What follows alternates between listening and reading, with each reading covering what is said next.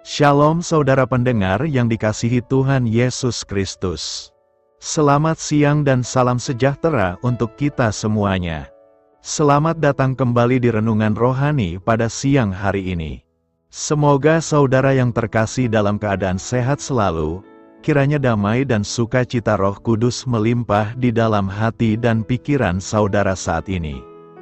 Sebelum kita mulai renungan pada siang hari ini, marilah kita bersama-sama berdoa. Allah Bapa yang baik dan ajaib, Bapa yang bertahta di kerajaan sorga, Bapa yang kami kenal di dalam Tuhan Yesus Kristus. Terima kasih atas penyertaan yang Tuhan berikan kepada kami atas siang hari yang indah ini. Terima kasih telah memberi kami kesempatan untuk selalu dapat bersyukur atas segala pekerjaan yang kami kerjakan. Maka dari itu, kami mohon kiranya Bapa berkenan menyertai kami selalu di sepanjang hari ini. Terima kasih atas berkat-Mu hingga saat ini kami masih bisa merasakan kebaikan-Mu dan buatlah agar kami selalu mengucap syukur kepada-Mu. Tuhan Yesus Kristus, terima kasih pada saat ini kami masih bisa bekerja. Tuhan, saat ini kami akan memulai pekerjaan kami. Berkatilah pekerjaan ini dan sertailah sepanjang kami selama bekerja pada hari ini, agar menjadi berkat bagi kami, bagi keluarga kami dan juga tempat kami bekerja. Berkati seluruhnya di siang hari ini, agar berjalan dengan baik, dan menjadi berkat untuk kami jalani bersama dengan anak Tuhan yang lainnya. Dalam nama Tuhan Yesus, kami berdoa. Amin. Sahabat pendengar renungan saudara rohani, bacaan renungan dan ayat emas Alkitab renungan kita siang hari ini akan kita mulai dari pembacaan Nats sebagai berikut. Mereka yang oleh Roh Kudus yang diutus dari surga, menyampaikan berita Injil kepada kamu, yaitu hal-hal yang ingin diketahui oleh malaikat-malaikat. Tertulis di dalam kitab 1 Petrus 1 ayat 12, topik renungan kita hari ini adalah menjulurkan leher. Bacaan kita pada siang ini terambil dari kitab 1 Petrus 1 ayat 3 sampai dengan ayat 12. Terpujilah Allah dan Bapa Tuhan kita Yesus Kristus, yang karena rahmat-Nya yang besar telah melahirkan kita kembali oleh kebangkitan Yesus Kristus dari antara orang mati, kepada suatu hidup yang penuh pengharapan, untuk menerima suatu bagian yang tidak dapat binasa, yang tidak dapat cemar, dan yang tidak dapat layu, yang tersimpan di sorga bagi kamu. Yaitu kamu, yang dipelihara dalam kekuatan Allah, karena imanmu sementara kamu menantikan keselamatan yang telah tersedia untuk dinyatakan pada zaman akhir. Bergembiralah akan hal itu, sekalipun sekarang ini kamu seketika harus berduka cita oleh berbagai-bagai pencobaan.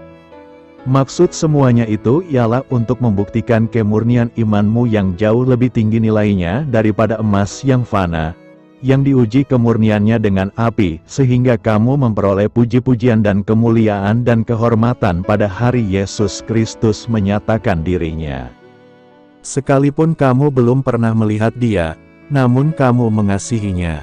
Kamu percaya kepada Dia, sekalipun kamu sekarang tidak melihatnya. Kamu bergembira karena sukacita yang mulia dan yang tidak terkatakan, karena kamu telah mencapai tujuan imanmu, yaitu keselamatan jiwamu.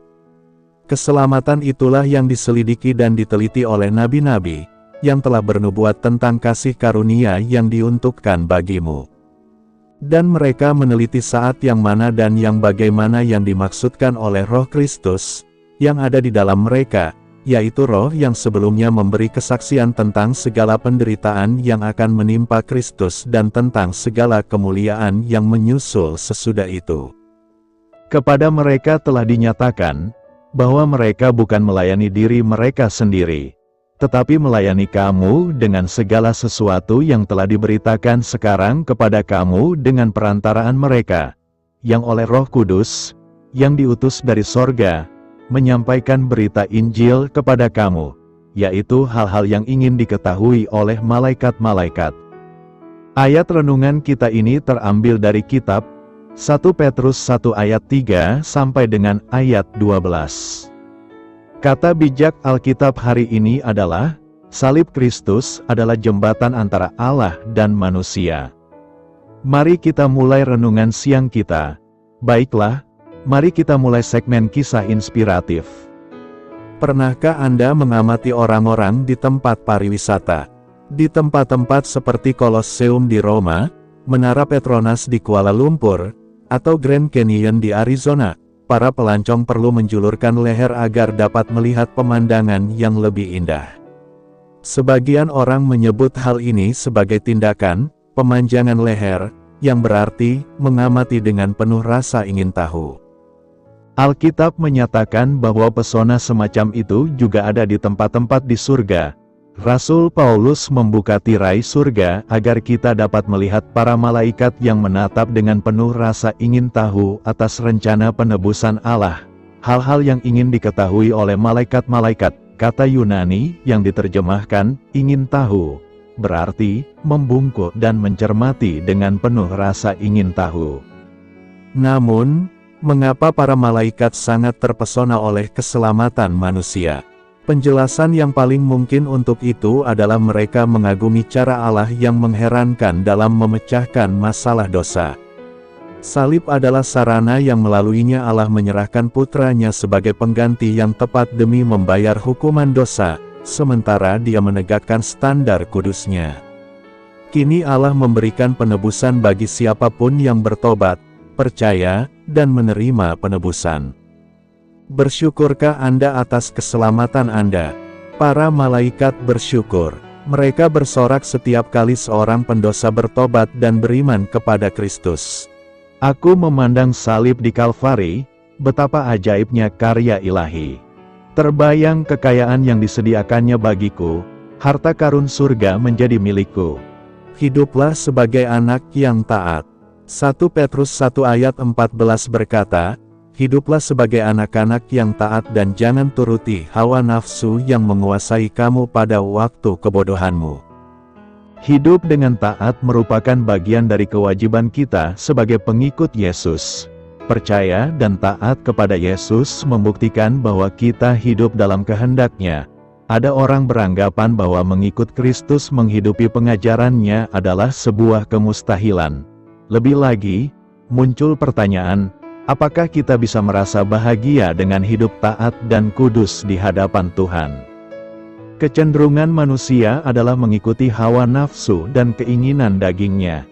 Banyak di antaranya seringkali membawa manusia jatuh ke dalam berbagai pencobaan dan dosa. Namun dari sudut pandang mereka, apa yang mereka lakukan adalah kebahagiaan karena dapat memuaskan hawa nafsunya. Namun tahukah kita, bahwa hidup dalam hawa nafsu dan keinginan diri sendiri adalah kebahagiaan yang beracun karena akan berujung kepada kehancuran bahkan kebinasaan. Sebaliknya, hidup dalam kekudusan adalah mengejar kebahagiaan sejati. Namun banyak orang percaya melihat sebaliknya, perintah untuk hidup kudus dipandang sebuah pengekangan sehingga membuat mereka merasa berat dan sulit saat menjalaninya. Pertanyaan kita adalah, apakah tetap bisa bahagia ketika hidup dalam kekudusan dan tidak menuruti hawa nafsu kita? Jawabannya pasti bisa. Dalam 2 Korintus 6 ayat 41 dituliskan, dan sekarang, ya Tuhan Allah, bangkitlah serta masuklah ke tempat perhentianmu, tempat tabut perjanjian Tuhan, lambang kekuasaanmu. Biarlah para imammu mengenakan jubah keselamatan, ya Tuhan Allah. Biarlah orang-orang kudusmu bersukacita atas segala kebaikanmu. Dari teks ini kita belajar bahwa orang-orang yang hidup dalam kekudusan dan tidak menuruti hawa nafsunya, mereka mengalami sukacita, namun bukan sekedar karena keinginan mereka terpenuhi, tetapi karena pusat kehidupannya adalah Tuhan, dan mereka bisa mensyukuri setiap hal yang ada dalam hidup mereka dengan menyadari bahwa semua itu karena kebaikan Tuhan. Artinya, Tuhan itu anti terhadap dosa, Dia tidak mengizinkan dosa ada di hadapannya. Tetapi Tuhan tidak anti terhadap kebahagiaan dan sukacita, bahkan Tuhan menginginkan umatnya hidup dalam sukacita yang sejati. Dalam nas hari ini juga kita bisa terjebak dalam pemahaman bahwa hidup kudus dan tidak menuruti hawa nafsu adalah hal bodoh. Hari-hari ini standar moralitas mulai bergeser, sehingga standar kebenaran sering dianggap sebagai kebodohan. Mereka yang mengejar kebahagiaan akan diperhadapkan dengan sebuah kebohongan yang ditabur oleh si jahat, hidup dalam kebahagiaan dan menikmati dosa, atau hidup kudus dalam penderitaan dan tekanan. Padahal kenyataannya adalah sebaliknya, saat kita hidup dalam kebenaran dan kekudusan, kita merdeka dan tidak lagi dalam perhambaan dan keterikatan. Inilah hidup dalam kemaksimalan, di mana kebahagiaan bukan sekedar menikmati minuman keras, menjalani kehidupan malam, memiliki kelimpahan harta tanpa peduli caranya. Sebaliknya dalam kekudusan kita akan mengalami sukacita bukan karena faktor di luar kita, namun karena hati kita dipenuhi kasih Allah. Karena itu, teruslah berusaha hidup dalam kekudusan dan jangan menuruti hawa nafsu sebab kekudusan adalah jalan mulia menuju kebahagiaan. Lahir kembali untuk suatu hidup. 1 Petrus 1 ayat 3-4 berkata, "Terpujilah Allah dan Bapa Tuhan kita Yesus Kristus, yang karena rahmat-Nya yang besar telah melahirkan kita kembali oleh kebangkitan Yesus Kristus dari antara orang mati, kepada suatu hidup yang penuh pengharapan, untuk menerima suatu bagian yang tidak dapat binasa, yang tidak dapat cemar dan yang tidak dapat layu, yang tersimpan di sorga bagi kamu." Petrus memberikan pemahaman dan pengajaran tentang inti iman Kristen. Petrus mengawali suratnya dengan kata-kata pujian bagi Allah Bapa dan Putranya, Yesus Kristus, sebagai peringatan bagi para pembacanya bahwa keselamatan adalah anugerah belas kasihan Allah. Kemudian Petrus berkata bahwa, oleh kebangkitan Yesus Kristus, orang percaya telah diberi hidup yang penuh pengharapan. Apa yang dimaksud oleh Petrus dalam frasanya, hidup yang penuh pengharapan? Petrus menyatakan bahwa hidup yang penuh pengharapan ini berasal dari kelahiran kembali kita, penegasan bahwa keselamatan ialah anugerah dari Allah. Seperti halnya seorang bayi tidak melakukan apapun guna dilahirkan, kita mengalami kelahiran kembali bukan karena perbuatan kita. Kita telah diperanakan oleh Allah melalui kebangkitan Yesus dari kematian. Keselamatan mengubah diri kita, sehingga kita mati terhadap dosa dan hidup bagi kebenaran di dalam Yesus Kristus. Kelahiran baru ini menjadi alasan kita berharap demikian, kepastian keselamatan kita. Para penafsir Alkitab sering menjuluki Petrus sebagai Rasul Pengharapan. Dalam ayat ini, Petrus mengaitkan kelahiran baru kita, keselamatan kita, pada ide hidup yang penuh pengharapan. Istilah Yunani yang diterjemahkan sebagai pengharapan, berarti harapan yang pasti dan bersemangat. Harapan orang percaya tidak hanya hidup, melainkan bergairah. Lain dengan harapan duniawi yang semu dan buntu, hidup yang penuh pengharapan, ini bergairah dan aktif dalam jiwa orang percaya. Ia berharap dan berkelanjutan. Hidup yang penuh pengharapan kita berasal dari Juru Selamat yang bangkit dan hidup.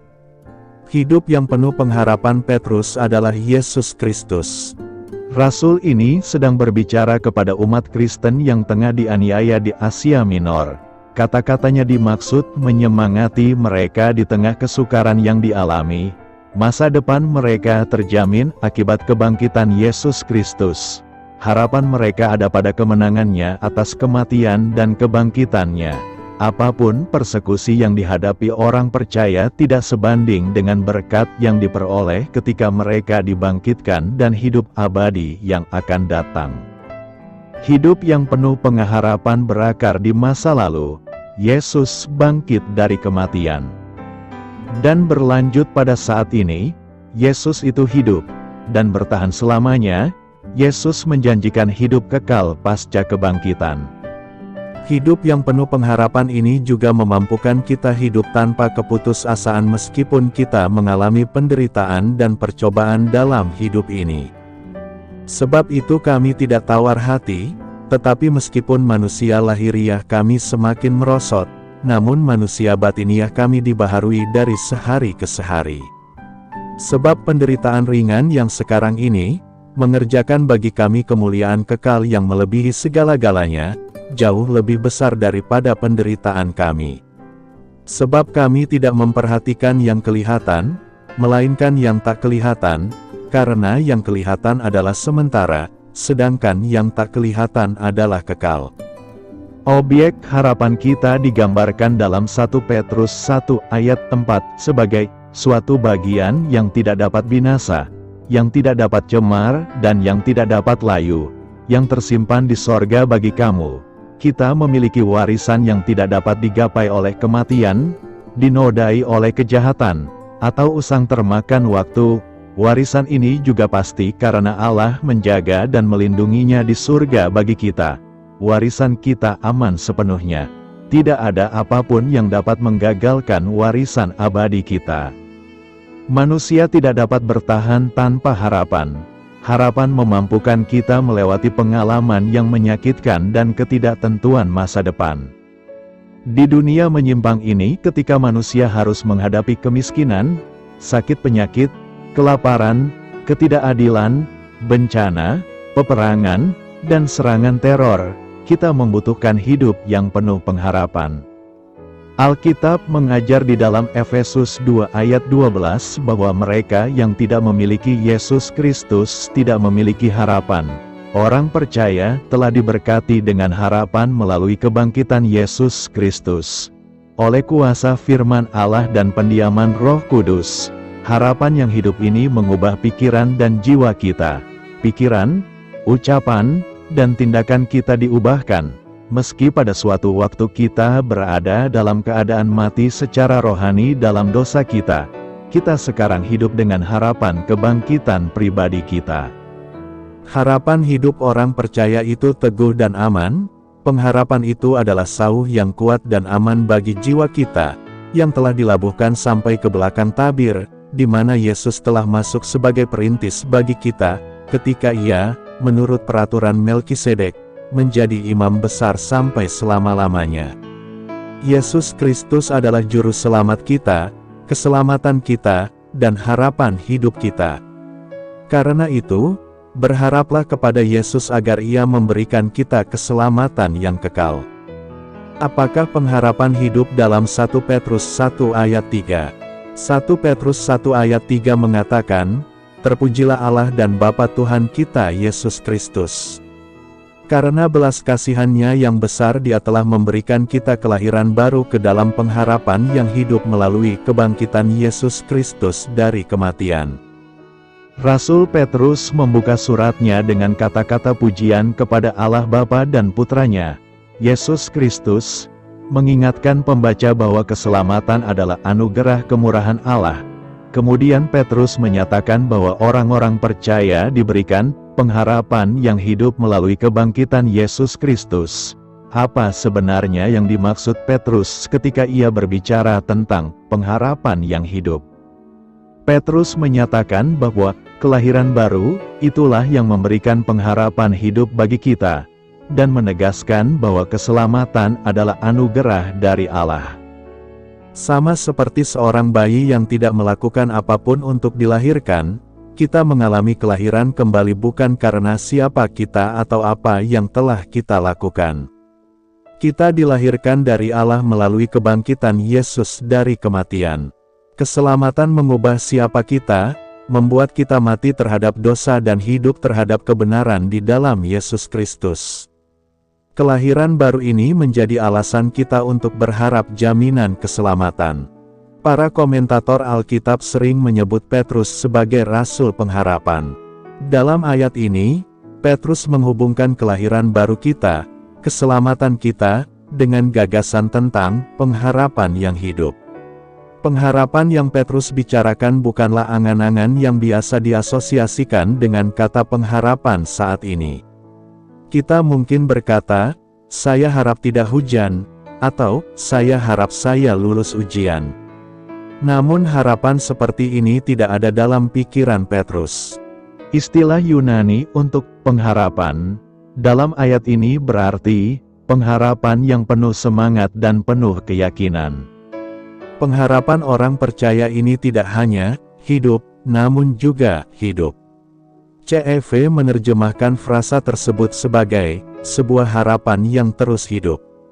Berbeda dengan harapan yang kosong dan mati di dunia ini, harapan yang hidup ini memberikan energi, hidup, dan aktif dalam jiwa orang percaya. Kami hidup dengan harapan yang besar, seperti yang dikatakan. Pengharapan kita yang hidup berasal dari Juru Selamat yang hidup dan telah bangkit. Pengharapan hidup Petrus adalah Yesus Kristus. Sang Rasul sedang berbicara kepada orang-orang Kristen yang menderita penganiayaan di Asia Kecil. Kata-katanya dimaksudkan untuk menyemangati mereka dalam kesulitan mereka. Masa depan mereka terjamin karena kebangkitan Yesus Kristus. Pengharapan mereka ada pada kemenangannya atas kematian dan kehidupan kebangkitannya. Apapun yang dihadapi oleh orang-orang percaya yang teraniaya di dunia ini tidak dapat dibandingkan dengan berkat kebangkitan di masa depan dan kehidupan kekal yang akan datang. Harapan hidup berlabuh di masa lalu, Yesus bangkit dari kematian. Hal ini berlanjut hingga saat ini, Yesus hidup. Dan hal ini bertahan di masa depan, Yesus menjanjikan kehidupan kebangkitan yang kekal. Pengharapan yang hidup juga memampukan kita untuk hidup tanpa putus asa ketika kita menghadapi penderitaan dan cobaan dalam kehidupan sekarang ini. Oleh karena itu, kita tidak boleh menyerah. Sekalipun manusia lahiriah kita sedang dirusak, manusia batiniah kita terus diperbarui dari hari ke hari. Karena penderitaan ringan yang kita alami sekarang menghasilkan bagi kita kemuliaan kekal yang tiada bandingannya. Jadi kita tidak fokus pada apa yang terlihat, tapi pada apa yang tidak terlihat. Sebab apa yang terlihat hanya sementara, tetapi apa yang tidak terlihat adalah kekal. Tujuan pengharapan hidup kita dijelaskan dalam 1 Petrus 1 ayat 4 sebagai warisan yang tidak dapat binasa, tidak dapat tercemar, dan tidak dapat layu, yang tersimpan di surga bagimu. Kita mempunyai warisan yang tidak akan pernah tersentuh oleh kematian, ternoda oleh kejahatan, atau pudar oleh waktu. Itu tahan kematian, tahan dosa, dan tahan usia. Warisan ini juga anti gagal karena Tuhan menjaga dan memeliharanya di surga untuk kita. Ini sepenuhnya aman. Sama sekali tidak ada yang bisa menggagalkan kepastian warisan masa depan kita.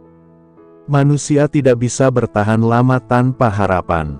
Harapan membuat kita terus mengalami pengalaman menyakitkan dan ketakutan akan apa yang mungkin terjadi di masa depan.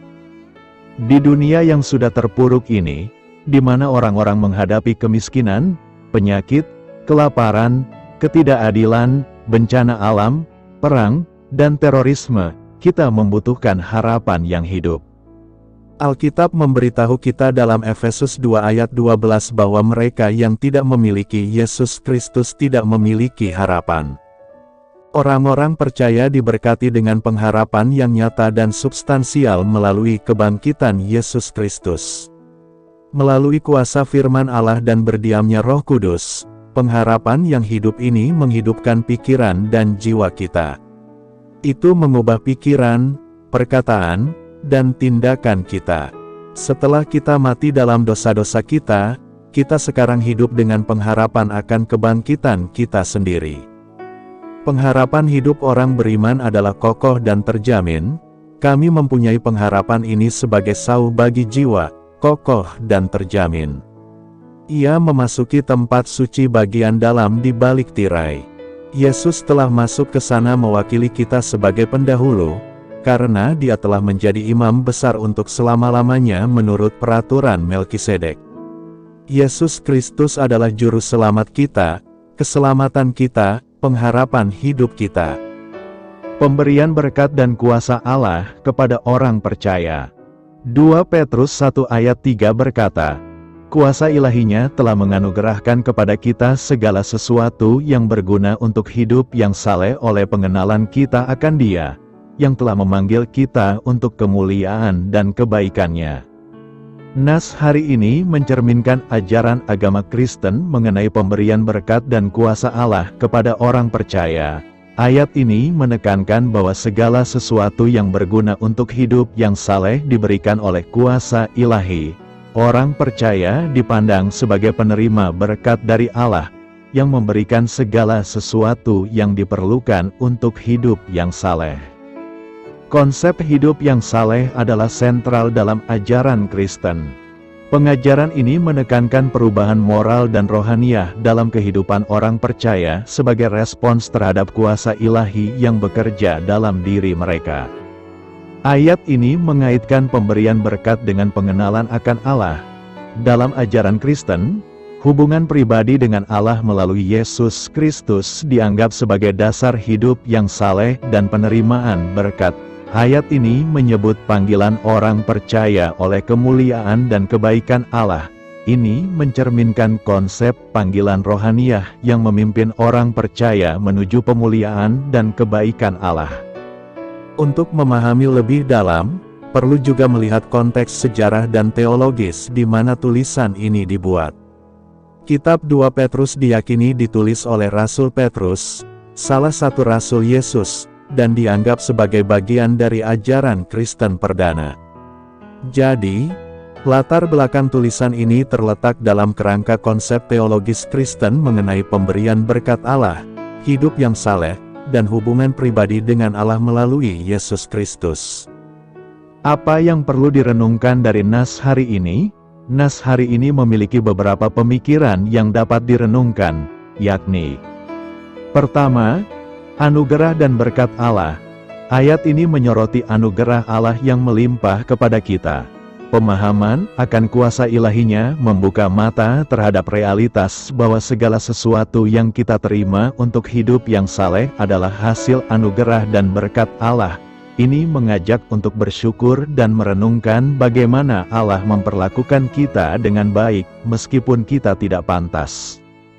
Kedua, hidup yang saleh sebagai respons. Pernyataan ini menekankan bahwa segala sesuatu yang diberikan oleh kuasa ilahi adalah untuk hidup yang saleh. Renungkan apakah hidup kita mencerminkan respons yang benar terhadap anugerah dan berkat Allah tersebut. Bagaimana kita menggunakan apa yang diberikan Allah untuk hidup yang sesuai dengan kehendak-Nya. Ketiga, pengenalan akan Allah. Pemahaman akan Allah adalah kunci untuk menerima anugerah dan berkat-Nya. Renungkan seberapa dalam hubungan pribadi kita dengan Allah. Apakah kita terus mengembangkan pengenalan akan-Nya melalui doa, bacaan Alkitab, dan pertumbuhan rohaniah. Keempat, panggilan untuk kemuliaan dan kebaikan. Pernyataan ini menggambarkan panggilan kita oleh Allah untuk kemuliaan dan kebaikan-Nya. Renungkan apakah kita menjalani hidup dengan kesadaran akan panggilan tersebut. Bagaimana kita dapat menjalani hidup yang mencerminkan kemuliaan dan kebaikan Allah. Karena itu, renungan ini dapat membantu seseorang untuk lebih mendalam dalam hubungan pribadi dengan Allah, menghargai anugerah dan berkat-Nya, serta mengorientasikan hidup menuju panggilan-Nya untuk kemuliaan dan kebaikan. Selamat berkarya untuk Tuhan. Selamat memulai karya dalam minggu ini untuk Tuhan. Doa saya menyertai saudara sekalian. Saya memberkati Anda agar sewaktu Anda mencarinya dari Dia, Bapa Surgawi Anda akan memberikan bagi Anda roti harian Anda. Dalam nama Yesus Kristus, Tuhan yang berkuasa atas alam semesta dan menuntun kita kepada iman yang menyelamatkan. Tuhan Yesus menyertai senantiasa. Tuhan memberkati. Amin.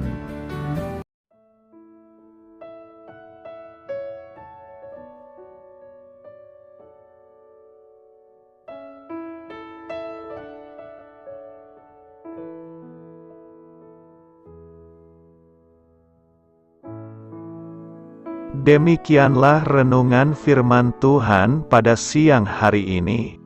Semoga menjadi kekuatan di dalam hidup kita dan menjadikan kita pribadi yang lebih sukses. Sebelum kita memulai aktivitas hari ini, marilah kita berdoa. Bapa kami yang ada di sorga, Terima kasih atas kasih dan kebaikan Tuhan yang begitu besar buat kami. Tuntunlah perbuatanku agar di sepanjang hari ini saya bisa bekerja sebaik-baiknya, tidak pernah jemu menolong sesama, selalu ramah dan tahu terima kasih, menghayati iman dan mengamalkannya dengan sekuat tenagaku. Semua ini saya sampaikan kepadamu, dengan pengantaraan Kristus, Tuhan kami. Allah, Bapa kami bersyukur kepadamu, bahwa dengan bekerja kami boleh ambil bagian di dalam karya-Mu mensejahterakan dan membahagiakan umat manusia. Kami mohon bimbingan-Mu dalam melaksanakan pekerjaan kami hari ini. Bimbinglah kami agar sanggup bekerja dengan semangat kasih, dengan riang, rajin dan jujur. Terima kasih, Tuhan. Amin. Dalam nama Tuhan Yesus Kristus Tuhan dan Juru Selamat kami, Bapa kami yang baik, kami mengucap syukur dan berdoa. Amin. Biarlah firman Tuhan menjadi pengingat untuk kita semua, bahwa tuntunan dari Roh Kudus akan selalu memberi jalan keluar bagi setiap permasalahan hidup kita, dan memberi kedamaian di hati kita. Amin. Sampai jumpa di renungan siang saudara rohani berikutnya. Shalom.